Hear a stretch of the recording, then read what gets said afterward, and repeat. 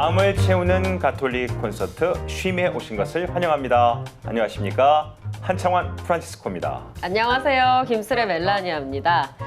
우리가 살다 보면 좋은 일도 있고 또 나쁜 일도 있는 게 당연한데요. 이상하게도 나쁜 일은 또 쉽게 잊혀지지가 않죠. 맞죠. 심할 경우에 트라우마에 시달리기도 하는데요. 이렇게 나쁜 기억을 빨리 지우는 방법 혹시 슬혜 씨는 어떻게 하세요? 저는 일단 바쁘게 지냅니다. 네네네. 안 좋은 기억이 자리 잡을 새도 없이 바쁘게 보내다 보면 조금 희미해지는 것 같아요. 교수님은요? 저도 비슷합니다. 자꾸 새로운 경험을 하다 보면요. 예전의 기억이 희미해지더라고요. 실제 부정적인 감정을 지우기 위해서는 긍정의 감정이 5배나 필요하다고 하네요. 그렇군요. 네. 자, 오늘 하루 여러분의 마음속에는 어떤 기억들이 남았나요? 혹시라도 안 좋았던 일들이 있었다면 이 시간 저희와 함께 새로운 일들로 채워보시면 어떨까요? 그렇습니다. 오늘도요. 나쁜 생각은 저 멀리 던져버릴 수 있는 좋은 책 준비해 오신 분 계시죠? 북 디렉터 안효진 씨 함께합니다. 어서 오세요. 안녕하세요. 네, 반갑습니다.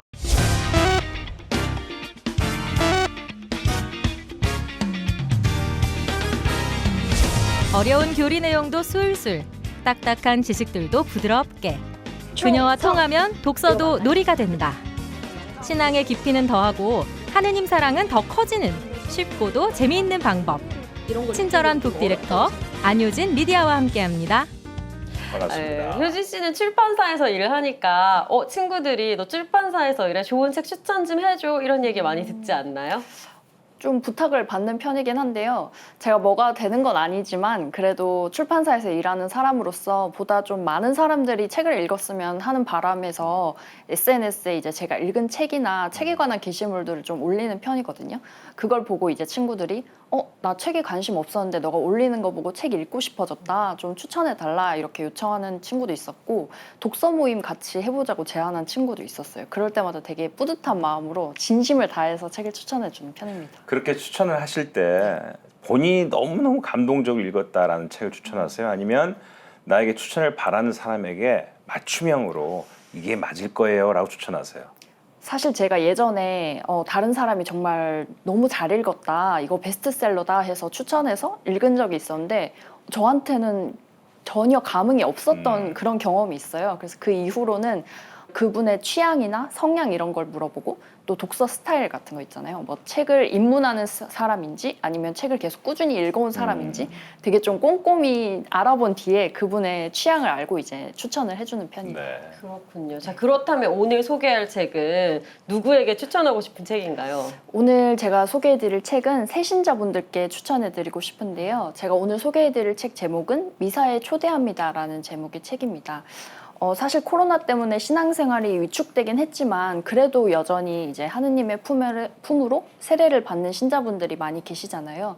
그분들이 교리 교육도 받고 세례도 받았지만 아무래도 성당이 여전히 낯설고 또 미사하면 긴장되고 뭔가 새신자 티나게 실수하지 않을까? 약간 이런 마음이 드실 텐데 그분들을 위한 딱 맞춤형 가이드가 되는 책이에요. 우리가 미사에 왜 가야 하는지, 미사에 가면 우리가 어떤 은총을 얻을 수 있는지 그런 것들을 좀 설명하면서 미사랑 삶이 멀지 않다는 거를 강조하는 그런 책입니다.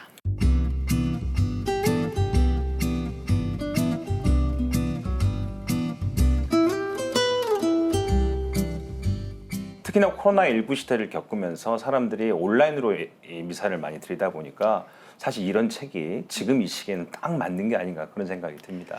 맞아요. 기존 신자분들도 코로나 때문에 아예 성당의 발길을 끊으신 분도 있고 성당에는 가지만 좀 습관적이고 기계적으로 의무감 때문에 억지로 다니는 분들도 많으실 텐데요.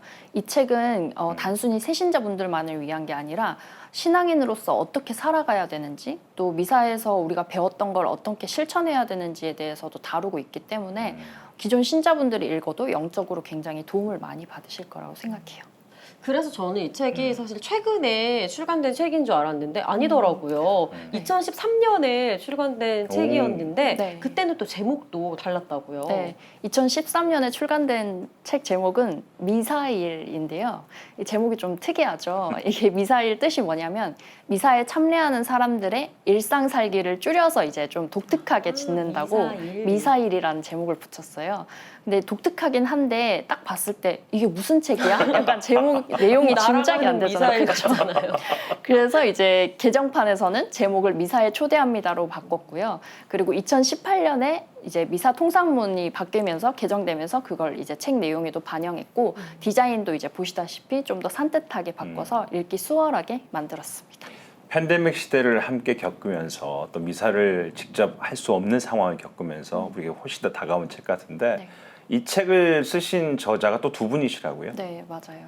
한 분은 신부님이시고요. 다른 한 분은 평신도이신데 신부님인 저자분은 도미닉 그라시라는 분이고요. 이 신부님은 1973년에 사제품을 받으시고 2017년에 은퇴하셨는데도 불구하고 여전히 이제 성소 담당자나 교육자나 작가 이런 것들로 되게 다양하게 활동을 하고 계세요. 그리고 다른 한 분은 평신도이신데 조 파브로키라는 분이시고요. 이분은 그냥 일반 평신도가 아니라 굉장히 내공이 뛰어나신 분인데 그냥 이제 한 출판사에 교리 교육 자문위원으로도 활동하고 계시고 사목신학 박사이시기도 하고 책도 쓰시고 강사도 굉장히 교리교사도 오래 하셨고요. 베스트셀러도 여러 권 출간하신 분이에요. 이 저자의 이력을 들으니까 이 책이 더 기대가 되는데요. 근데 저는 이 책을 소개하기 전에 약간의 걱정이 되는 게 하나 있었는데 이 책을 읽고 우리 신자들이 미사를 드리는 게 더 어렵고 두렵게 느껴지면 어떡하지 하는 좀 걱정이 있었어요. 이런 우려는 없는 건가요?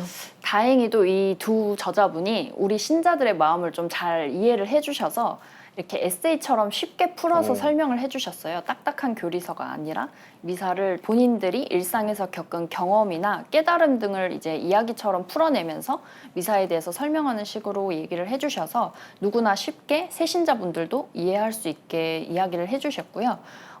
이런 부분이 좀 잘 드러나는 내용을 하나 짧게 소개를 해드리고 싶은데 첫 부분에 등장하는 에피소드가 있는데요. 신부님이 이제 휴가 중에 어느 마을에 있는 성당에서 미사를 드리게 됐어요. 근데 이 미사가 끝날 때까지 보통은 가끔 이제 파견 예식이 하기 전에 사람들이 먼저 나가는 경우가 있잖아요. 영성체만 모시고. 근데 이 성당은 아무도 나가지 않고 끝까지 자리를 지키는 거예요.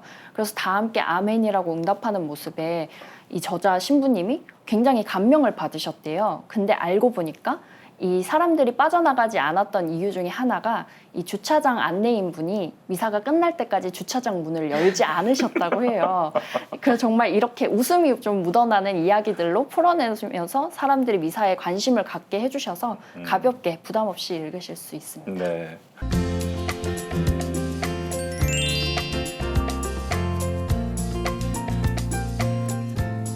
책 속으로 한 걸음 더 들어가 보겠습니다. 머리말에 나오는 첫 문장부터 아주 의미심장한데요. 당신은 가톨릭 신자로서 신앙을 실천하며 삽니까? 와, 이런 질문 받으면 오싹해집니다. 네, 얼마나 자신 있겠네 라고 말하는 사람이 있겠어요. 효진 씨는 어떠세요? 저도 사실 이 질문 딱 보자마자 제 신앙생활을 빠르게 이렇게 리플레이 시켜봤어요. 근데 네네. 그래도 나는 주일미사 꼬박꼬박 나가고 묵주기도도 하고 이 정도면 좀 잘 지키는 거 아닌가라는 생각이 들었는데 그 다음 줄에 바로 이 질문은 미사에 참례를 잘 하는가를 물어보는 질문이 아니다라고 적혀 있더라고요. 그래서 다시 생각해보니까 미사에서 배운 가르침을 실제로 얼마나 잘 실천을 하고 사는가 이 질문인 거였던 거예요. 그래서 그렇게 또 생각을 해보니까 저는 사실 좀 부끄러운 얘기지만 개인주의적인 성향도 있고 약간 계산적으로 내가 얼마나 손해를 보는지 평소에 좀 그렇게 생각하는 경향이 있었는데 그렇게 생각하니까 또 내가 신앙인으로서 좀 실천을 하지 못하고 살아왔구나라는 좀 반성이 되는 생각이 들더라고요. 보통 우리 가톨릭 신자가 신앙생활 잘 했을 질문을 받으면 나 미사는 잘 드리니까 이렇게 생각을 하기 마련인데 이 책에서는 미사를 드리는 것만으로는 충분하지 않다. 그것만이 다가 아니다. 이렇게 이야기를 하는 것 같아요. 어쩌면 이 책을 쓴 이유가 이 한 문장에 다 담겨 있다고 해도 과언이 아닐 것 같네요. 네. 그래서 이 책의 저자는 이런 분들한테 조금 경고처럼 이게 다가 아니야. 당신은 신앙과 삶을 따로 살고 있기 때문에 이것은 바람직한 그리스도인의 자세가 아니야 라고 말해주기 위해서 이 책을 쓰면서 우리는 성당에서 배운 것을 실천할 수 있고 성당과 일상생활은 하나로 연결되어 있어라는 것을 말해주기 위해 이 책을 쓰셨다고 할 수 있어요. 네. 자, 더 큰 문제는 진짜 우리 주의 미사 참석률이 계속 감소하고 있다라는 뉴스가 들리고 있습니다. 이건 물론 이 사례가 미국의 사례라고 듣고 있는데 우리나라도 뭐 별반 다르지 않다고 합니다. 저 책의 이제 내용에 따르면 미국은 1950년대에는 가톨릭 신자의 75%가 미사에 참여를 했는데 오늘날에는 거의 35%로 확 줄었다고 해요. 근데 우리나라도 이게 남의 일이 아닌 게 그 주교회의에서 발표한 통계 자료에 따르면 2021년에 우리나라 가톨릭 전체 신자 수의 8.8%만이 미사에 참여를 했다고 합니다. 근데 이 수치가 코로나가 가장 심해서 미사를 중단했던 해보다 더 떨어졌다고 해요. 그러니까 코로나랑 상관없이 사람들이 정말 성당에서 점점 멀어지고 있다는 걸 의미하는 거죠. 그러니까 가톨릭 신자들은 미사에 참여하든 참여하지 않든 상관없이 가톨릭 신자로 살아간다는 게 무슨 뜻인지를 잘 모르는, 무슨 의미인지를 잘 모르는 게 아닌가, 이런 뼈아픈 화두를 던지고 있죠. 네, 맞습니다. 저자는 이제 참례율에 대한 문제를 이야기하면서 이걸 우리가 어떻게 해결해야 하는가 했을 때 미사에 참례하는 거에 대한 의무감이나 뭐 공포감, 약간 죄책감을 좀 더 키우면 사람들이 미사에 오지 않을까라고 생각하기 쉽지만 이게 근본적인 해결책이 아니라고 하는데요. 그 이유가 우리가 미사를 다니는 것과 별개로 미사에서 뭘 해야 되는지, 하느님을 왜 믿는지, 이 믿는 의미는 뭐고 신앙인으로서 어떻게 살아가야 되는지를 애초에 모르고 있기 때문에 미사에 참여하는 것과는 상관없이 우리가 그것이 먼저 해결되어야지 이 미사나 다른 문제도 해결될 수 있다고 이야기를 하세요. 결국 미사에 초대합니다라는 제목은 있지만 미사에 관련된 책이라기보다는 우리 삶 전체에 대한 책이 아닌가 그런 생각을 해봅니다. 다시 말하면 가톨릭 신자로서 어떻게 살아야 되는지 그런 전반적인 이야기를 다 해주고 있는 책이 맞죠? 네, 맞습니다. 이 책을 봤을 때 미사에 대해서 얘기하는 책이겠구나라고 생각하시기 쉽지만 이 책은 그냥 미사를 설명함으로써 궁극적으로는 이 미사에서 배운 가르침을 통해서 일상에서 어떻게 실천할지를 얘기하는 책인 거예요. 그래서 이 책의 맨 마지막 장마다 어떻게 실천할 수 있는지 이 방법들을 각 장마다 넣었고요. 그래서 계속해서 삶과 신앙의 연결점을 찾는 책입니다. 이 책의 서평 중에 이런 내용이 눈에 띄었어요. 책장을 넘기는 한 장 한 장마다 밑줄 파티. 진짜 아닌 게 아니라 처음부터 진짜 머릿말부터 정신을 좀 번쩍 들게 하는 책이라서 저도 꼼꼼히 이렇게 찾으면서 읽었는데요. 이 책의 목차를 보면 마침 예식에서 시작해서 또 마침 예식으로 끝납니다. 이것도 이제 어떤 저자의 의도가 있는 거겠죠. 좀 특이하죠. 보통 순서대로 하면 시작 예식부터 나와야 되는데 갑자기 마침 예식이 처음에 나와서 저도 좀 놀랐는데요. 이게 의도가 분명한 게 사실 마침 예식은 우리가 생각했을 때 이제 끝나는 거니까 별로 안 중요하다고 사람들이 좀 간과하기 쉬운 부분이잖아요. 그런데 저자는 이 파견 예식이 미사의 가장 핵심이기 때문에 그래서 앞쪽에 위치해서 사람들이 좀 더 관심을 더 갖게 만들었다고 하는데요. 이 파견 예식을 통해서 우리가 하느님의 말씀을 선포하는 사도가 되었다는 걸 좀 일깨우고 나아가서 하느님의 말씀을 실천하면서 살아라 라는 이 메시지를 좀 더 강조하기 위해서 앞뒤로 배치를 하셨다고 해요. 자, 그럼 제가 바로 그런 내용을 담고 있는 한 부분을 읽어드리도록 하겠습니다. 네. 누군가를 처음 만나서 서로 알아갈 때 흔히들 무슨 일을 하세요? 하고 묻게 된다. 즉 생계를 위해 무슨 일을 하시나요? 라고 묻는 셈이다. 우리는 직업으로 그 사람을 판단하는 경향이 있다. 대답하는 이가 저는 교사입니다. 또는 저는 변호사예요. 저는 간호사입니다. 라고 한다면 질문자는 그가 무엇을 하며 시간을 보내는지 알게 된다. 그렇다면 저는 가톨릭 신자입니다. 라고 말할 때 이는 어떤 의미일까? 이 말 하나로 우리가 어떻게 시간을 보내는지를 알 수 있는 사람이 있을까? 가톨릭 신자로서 세례를 받았다는 것은 우리가 그리스도를 닮은 어떤 것들을 행하도록 부르심을 받았다는 것을 의미한다. 특히 유아 세례를 받은 이들은 의식적으로 나는 신자로서 무엇을 해야 할까라고 자문해야 한다. 또한 우리는 미사에 참여하러 갈 때마다 나를 기억하여 이를 행하여라 하는 명령을 받는다. 미사 끝부분에서 사제 혹은 부제는 평화로이 가서 주님을 사랑하고 섬기십시오 라고 권고한다. 이것은 우리가 이 권고에 따라 무엇인가를 행하도록 파견되었다는 것을 알려주는 말이다. 주님을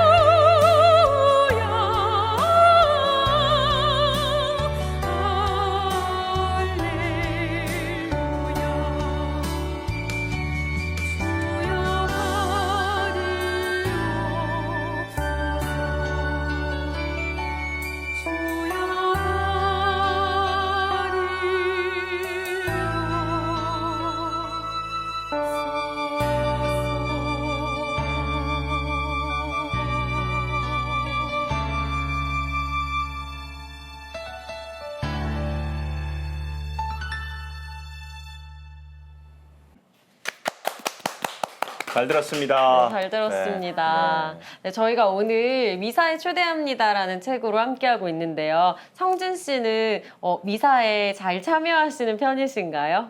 저는 개인적으로 성가대 지휘자로 봉사하고 있기 때문에 미사 시간에 굉장히 바빠요. 뭐 입당하고 나면 자비송도 불러야 되고 막 굉장히 바쁜데 그래서 개인적으로 나는 미사에 잘 참여하고 있구나라고 생각했는데 사실 대기하면서 앞서서 말씀하신 것들을 듣고 굉장히 찔려하고 있었습니다. 그래서 앞으로 더 참여를 잘 하는 신자가 돼야 되겠다. 다시 한번 다짐하게 되는 기회인 것 같아요. 네.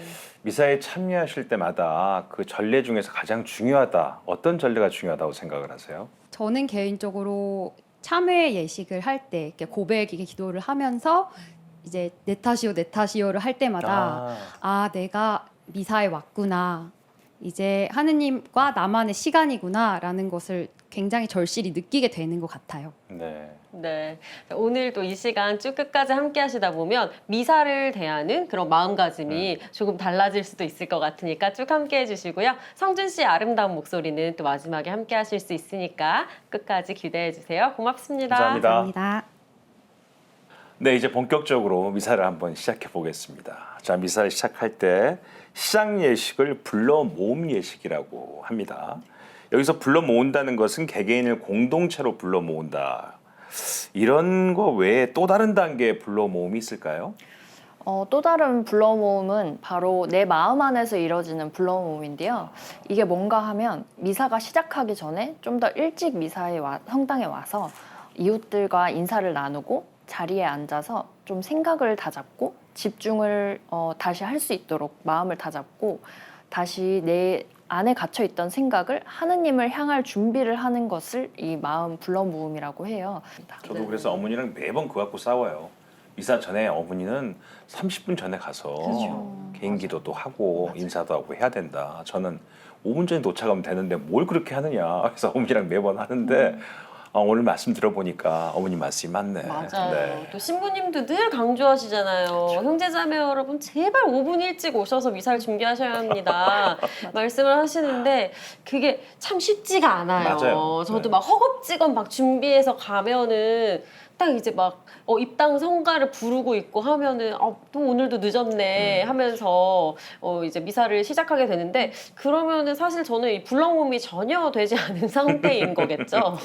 아무래도 급박하게 가서 이제 미사를 바로 드리면 내 안에 갇혀있던 생각이 하느님으로 바뀌지 않은 상태에서 시작하니까 미사는 어쨌든 하느님을 만나러 가는 자리잖아요.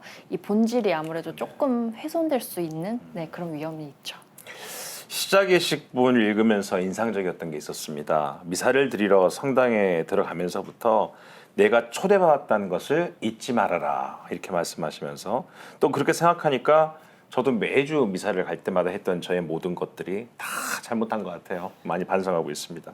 초대받았다는 건 복장뿐만이 아니라 우리 마음의 준비도 가지고 가야 된다 이런 뜻 아니겠습니까?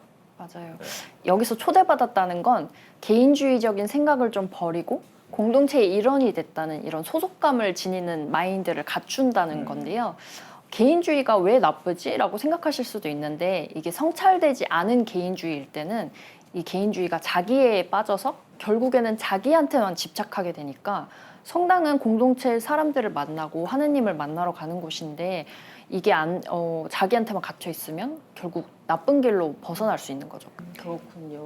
자, 이렇게 이제 미사가 시작되면은 우리 시작 성가로 입당 성가를 부르게 되잖아요. 근데 저는 그냥 성가 부르니까 그냥 즐겁게 불렀는데 이렇게 성가를 우리가 함께 부르는 것도 또 남다른 의미가 있더라고요. 네. 책에 보면요. 성가를 부르는 건 다 같이 한 마음으로 하느님의 업적을 다시 한번 떠올리는 일인데요.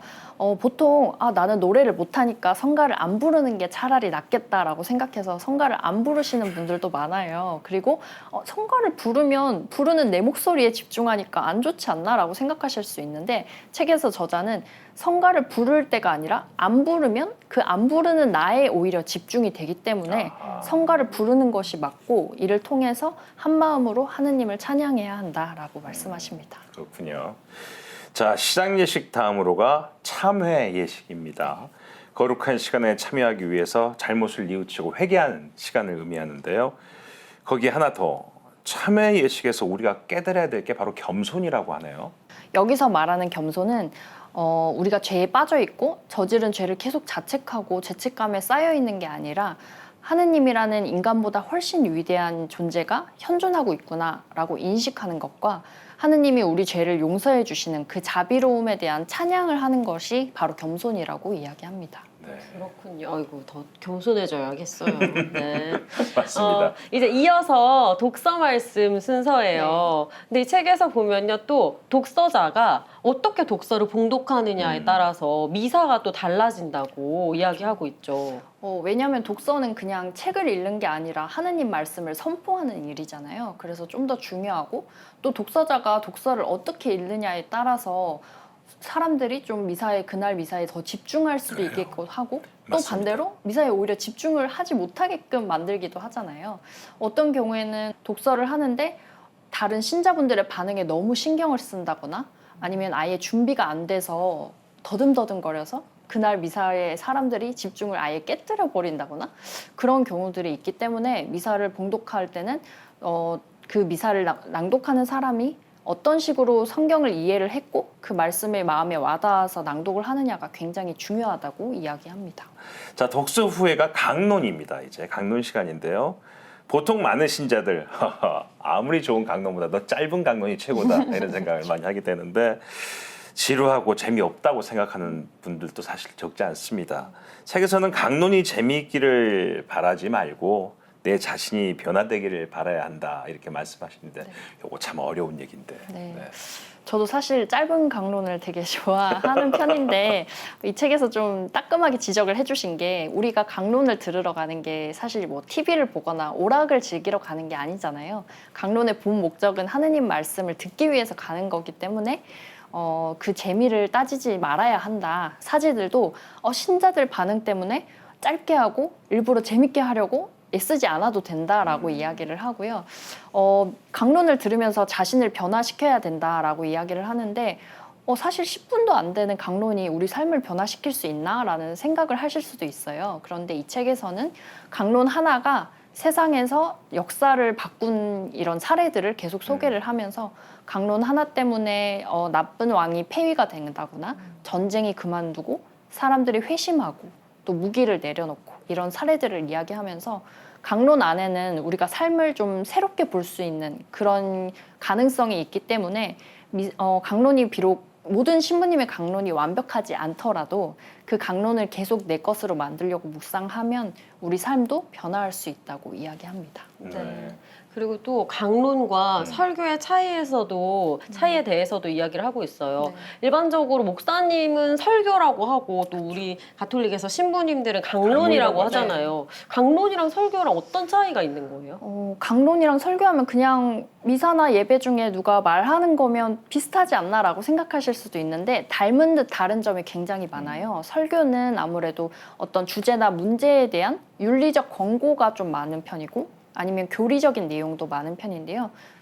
강론은 성경 말씀에 대한 성경 관점으로 바라본 삶에 대한 해석이 주가 되는 거고요. 그리고 설교는 집회 시에서 사람들한테 뭔가 대답을 제공하는 해답을 내놓는 내용들이 많다면 강론은 좀 질문을 더 하게끔 만드는 이 강론을 듣고 이렇다면 어떻게 해야 되지? 라는 질문을 사람들한테 더 떠오르게 만들고 대답을 제공하기보다는 뭔가 책임을 부여하는 그런 식의 내용이 강론이 가깝다고 합니다. 네.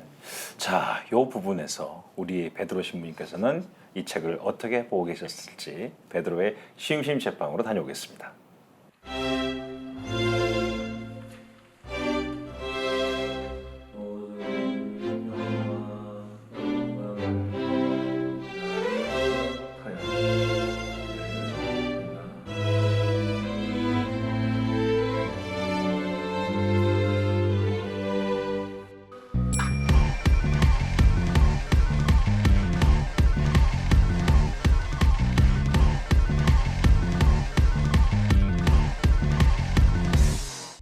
가톨릭 신자들에게 있어 미사의 중요성은 두말할 필요가 없죠.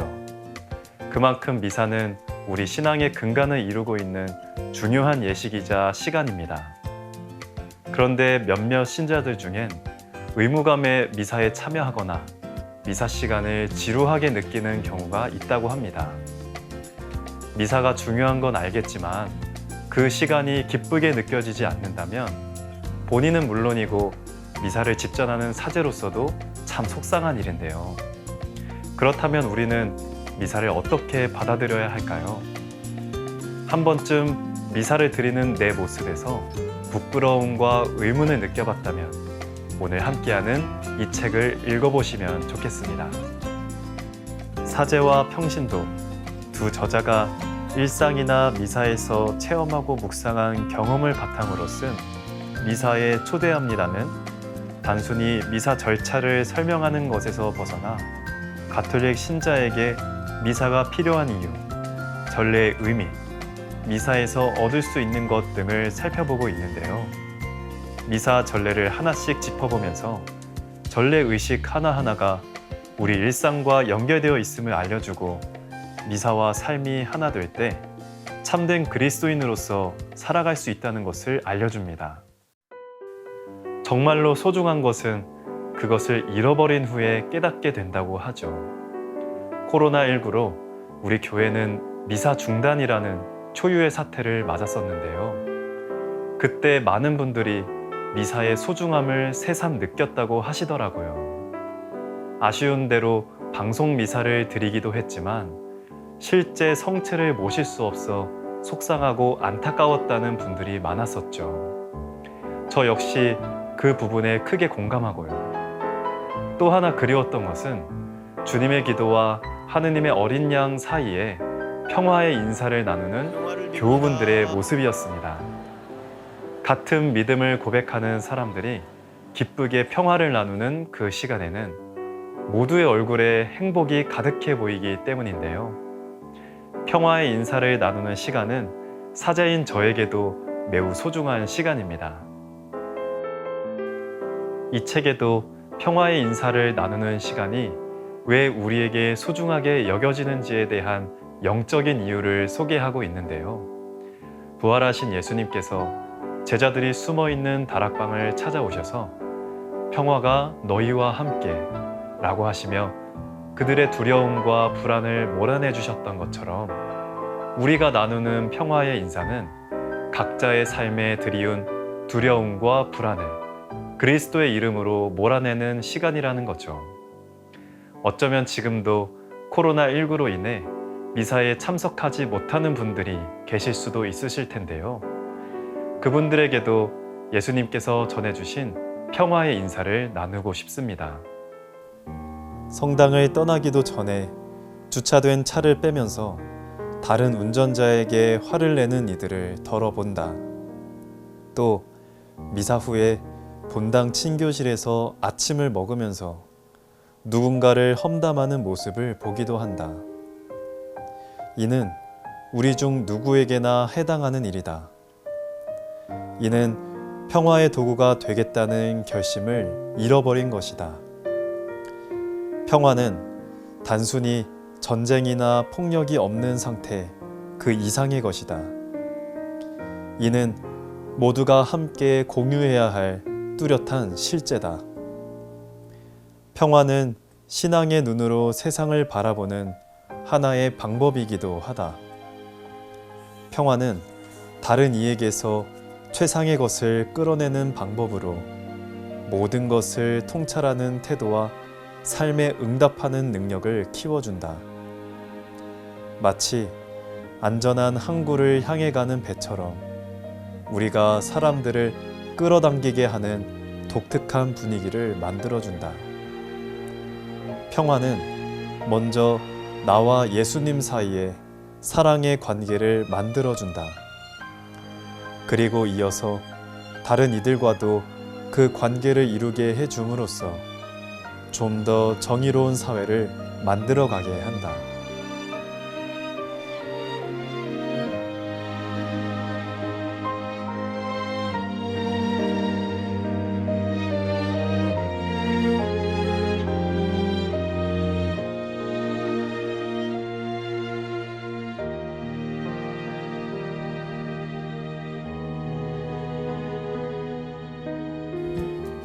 아는 만큼 사랑하게 된다는 말은 꼭 사람을 대상으로 하진 않죠. 우리가 어떤 일을 할 때, 어떤 시간을 보낼 때 그것을 제대로 인식하고 있느냐 없느냐는 중요한 요소입니다. 제대로만 알고 있다면 우리에겐 그 어떤 순간도 허투루 보낼 수 없는 귀한 시간이기 때문입니다.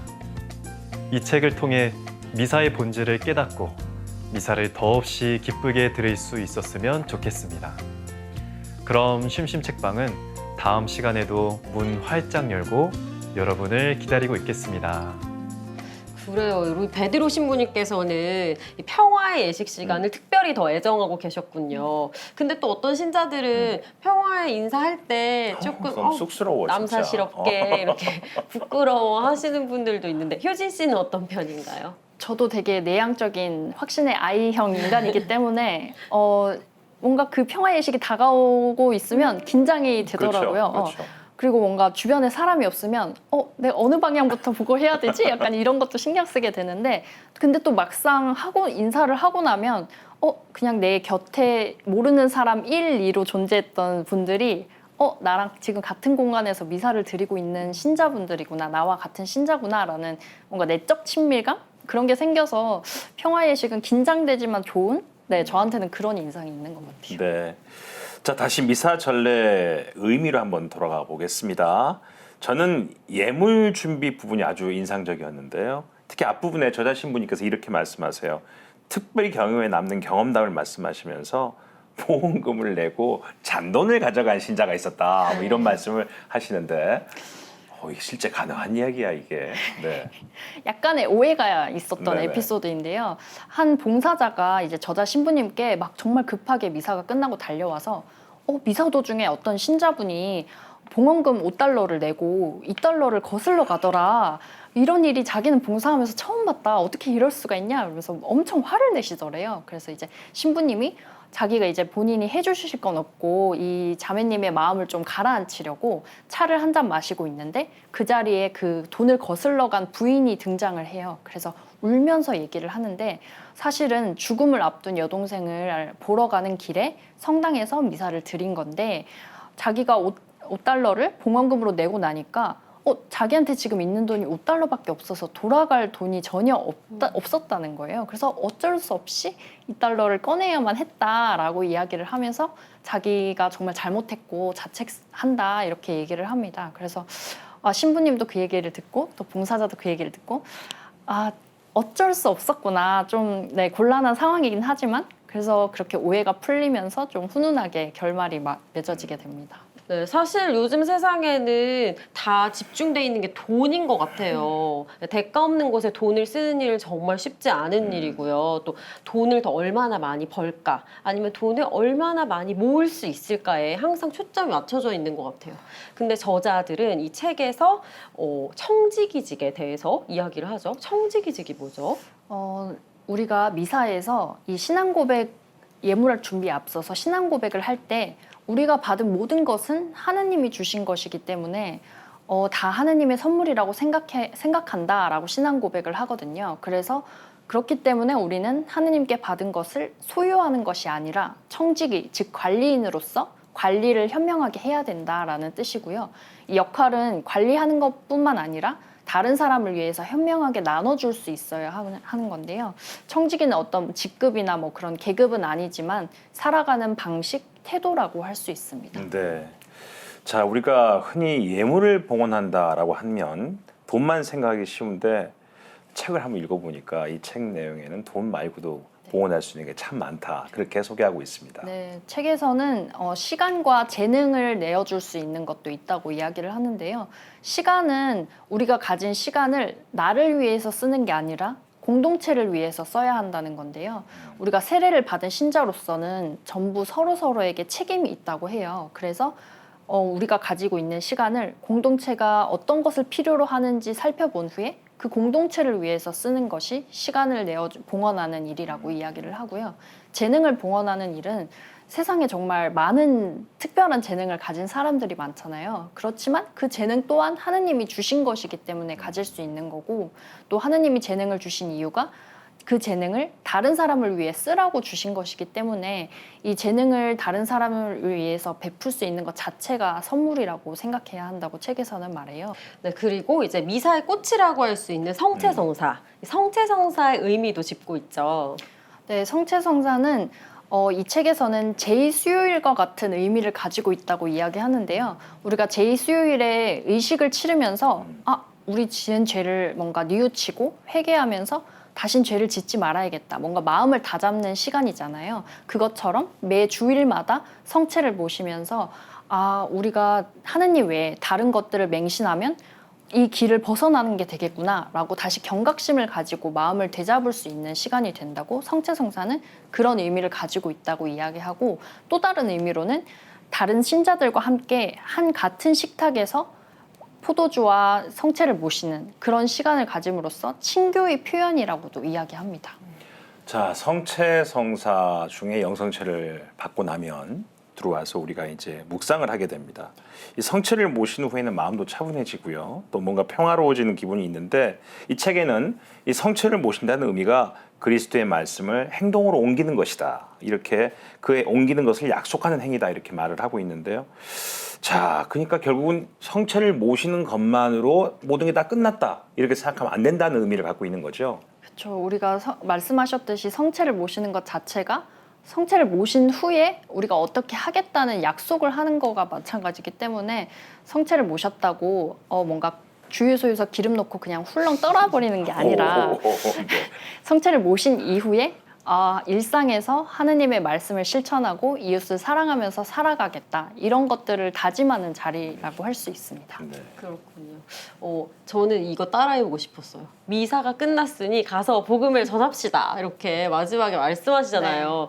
근데 이 말씀이 그렇게 무겁게 느껴질 수가 없는 거예요. 이제 복음을 전달을 받아서 이제 전해야 하는데 어떻게 전해야 할지 모르겠거든요. 네. 근데 이 책에서는 아주 구체적인 방법까지 소개하고 있다고요. 네, 아마 많은 분들이 그래서 미사 끝나서 어떻게 해야 되는데? 라고 하실 수 있을 것 네, 같아요. 맞습니다. 그래서 저자분들이 책 마지막 부분에 미사가 끝난 후에 어떻게 실천해야 하는지 자선 활동 등을 되게 구체적으로 소개를 해주셨어요. 그 중에 일부를 소개해드리자면 하나의 항목이 이제 배고픈 사람들과 음식을 나누어라라는 항목인데요. 그 항목에 보면 우리가 음식을 준비하는 것부터 있어서 과소비나 낭비하지 않고 음식을 준비해주는 사람에게 감사를 표현하고, 또 더 나아가서 무료급식소 같은 곳에서 배고픈 이들과 음식을 나누어 먹는 그런 행위들을 하면 미사가 끝난 후에도 이 하느님의 말씀을 실천하는 행위라고 이야기를 합니다. 네. 특히 이 책 맨 뒤쪽에는 특이한 부분이 있어요. 미사 전례를 생활에서 실천하기 부분이 있는데 어렵지 않게 하나씩 실천해 볼 수 있겠다 이런 생각이 들었습니다. 어떤 내용들이 있습니까?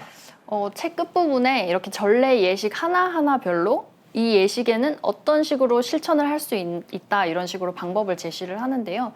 그중에는 슬픈 사람들을 위해서 위로하거나 기도하는 것도 있고, 앞서 말씀드렸던 것처럼 과소비나 낭비하지 않고 공동체와 먹을 것들을 나누어서 먹는 것이나 아니면 내가 어떤 잘못을 저질렀는지 반성하는 것, 이런 식으로 이제 각 예식별로 분류되어서 이런 식으로 미사 예식은 이렇게 실천하면 되겠구나 이렇게 인식하고 또 저희가 실제 삶에서 적용해 볼 수 있는 방식들을 제안합니다. 네. 그렇군요. 효진 씨가 이 책을 처음에 소개할 때 새 신자들이 읽어보면 좋겠다 말씀해 주셨는데, 그것도 좋겠지만요, 미사 전에 한번 펴보고 가도 좋을 것 같고, 또 내가 요즘 미사에 너무 진심으로 참여를 하지 못하고 있다, 몸만 왔다 갔다 하는 것 같다 하는 분들도 이 책을 한번 읽어보시면 참 좋을 것 같다는 생각이 들었습니다. 네. 오늘도 또 이렇게 책 재밌게 소개해 주신 효진 씨 고맙습니다. 감사합니다. 오늘 책을 함께 나누면서 평소 우리가 습관처럼 했던 많은 일들도요, 하나씩 그 의미를 되새겨보면 참 새롭겠다 싶은 마음이 들었습니다. 네, 오늘 나눈 미사의 의미를 기억하면서 매번 미사를 드린다면 미사가 주는 힘을 더 크게 얻게 될 것 같기도 합니다. 가까이 두고 오래오래 읽어보면 참 좋을 그런 책인 것 같아요.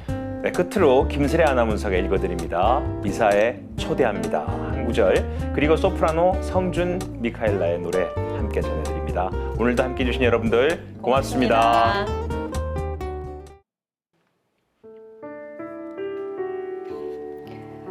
우리는 계속해서 가라라고 재촉받는다.